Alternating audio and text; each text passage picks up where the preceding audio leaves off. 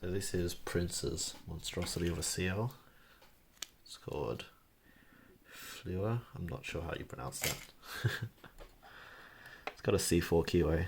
It's really nice to pick. This is the first seal I've ever picked. It is extremely difficult, for me at least. Not a big seal person as far as I'm concerned.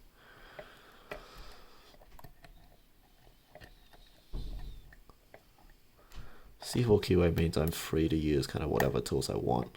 So I've got a 1.2mm tensioner and a 0.6mm DeForest diamond hook. Both from Lawlock Tools. Really nice tools.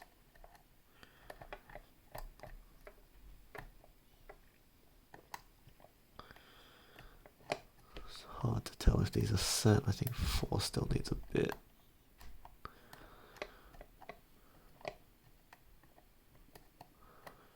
This lock takes a lot of light tension and manual counter rotation. It's very brutal.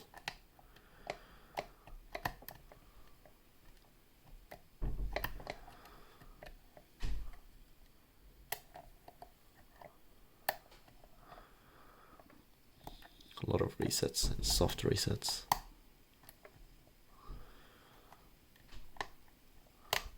There we go.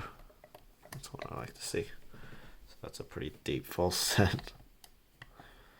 I believe once I set 1, it's going to be a lot deeper. There we go. 2 needs manual counter rotation. Maybe a bit more.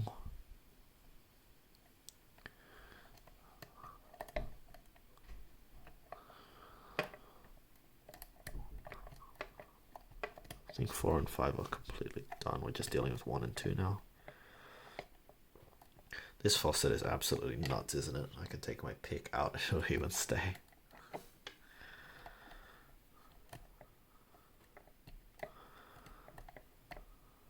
Okay, I think it's 2 that's holding us up. Always got to make sure when you're manually counter rotating that you don't apply constant pick pressure, because then you won't get any pin movement. It's really important. Something a lot of people forget. I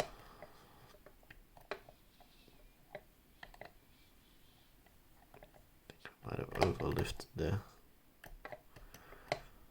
4 and 5 still feel set, so just quickly reset that.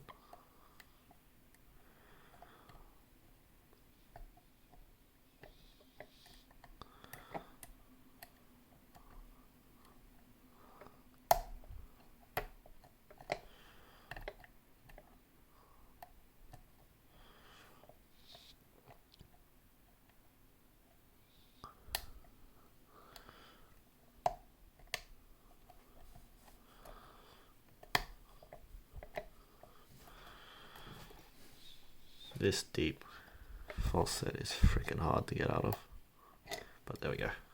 That's all we needed, and that is it picked. FLUIR by Prince. Really difficult lock. I'm going to leave it in that position as I get ready to cut it. So let's get this down a bit.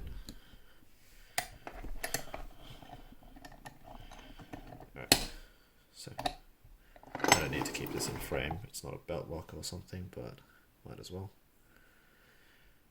Before anything else, let's get the C-clip off of here. There's my paint tray.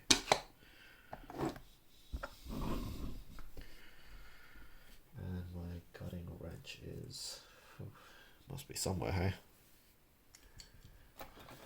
Didn't really prepare for this video, so it's spare at the moment.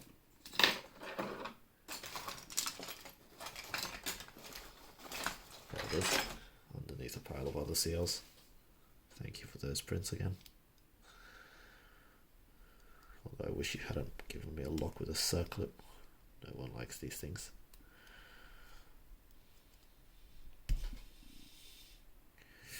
Don't want to unwrap the key, although it would make it easier.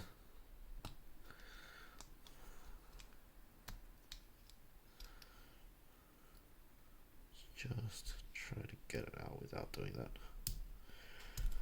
There we go. Grab that, twist.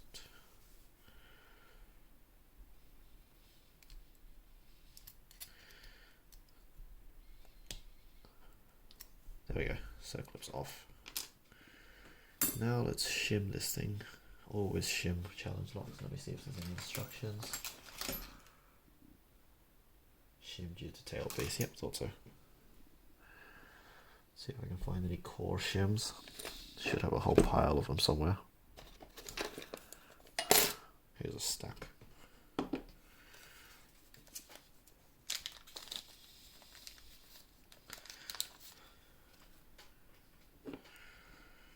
Alright. Let's get you in here. Oh, it is tight. Good tolerance on this thing. Little follower. This is a Lockwood cylinder, so same follower I use for every Lockwood. Check which way's up. And let's get this out.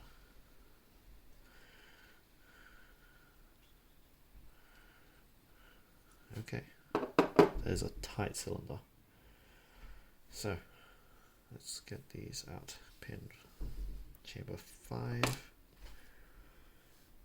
4,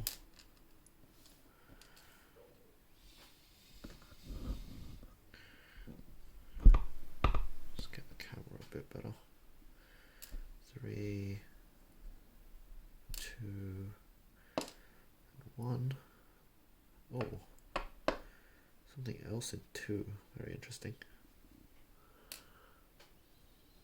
A master wafer of some kind, perhaps. Don't know what that is. So here's the core. I'll show you the pins in a bit. But I see some deep counter milling in 2. Let's see if I can get the camera to focus here. Some deep counter milling in 2, real deep, both sides. And threading in 1, 3, 1, 4, and 5. Nothing in 3. Nothing in 3 makes sense. Definitely felt a lot of crunching on 1, 4, and 5. Although threading is not necessarily the most effective serrations. That milling on 2 really tripped me up. Really difficult. Yeah, that milling on 2 gave me that 30-degree false set that I was confused about the first time I picked this. See if I can find some tweezers on this mess.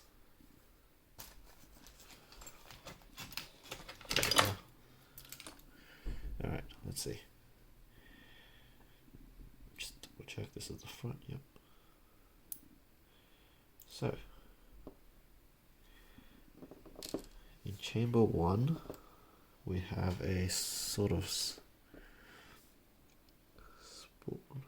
Actually, I'll just get these out and then I'll arrange them and show you guys in closer. Chamber 2. Very interesting. Let's get the springs out. 1 by 1, 2. Rather short spring in 1. A very standard looking Lockwood spring in 2. Oh god, I didn't check the alignment on that. It's standard, luckily. Sorry, Prince. A really long spring in 3.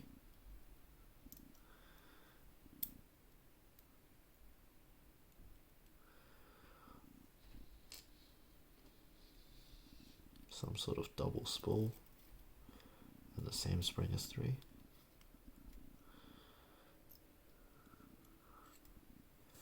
And a heavily serrated little guy. Oh, very interesting actually. I'll show you guys that in a second. And let's get the spring out. Come on. Another relatively long spring. So, here's the core. Look at that engraving. That is very beautiful. Prince, November. This is a freshly made challenge lock. Doesn't look like there's any Bible mods. I can't see any at least.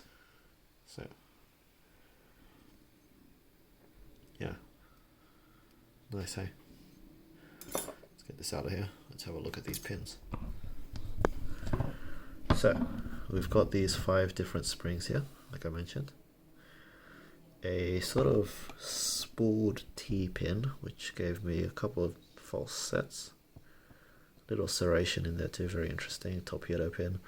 Again, well, I guess not again, but key pins don't really do that much in terms of picking.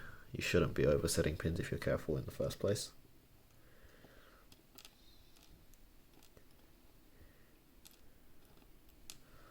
So this is really curious. I found this pin in 2, which looks to be another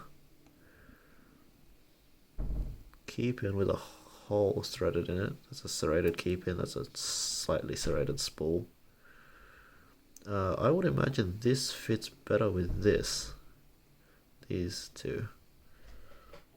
Sort of like this. I'll go back over the video and double check that, but that's very strange to me. And just a standard at the top there. I'll put that back where I found it though, which was here. Another serrated key pin, a sort of trampoline spool almost, with a little serration in the middle there. This looks to be a pin-in pin. Yeah, it is. Very interesting. Little serrated pin-in pin. And of course another sort of torpedo style key pin. Yeah, very interesting. Very impressive. This over here, this deep spool combined with that countermilling absolutely threw me. So yeah, thank you very much for sending me this challenge lock prints, and thank you for watching.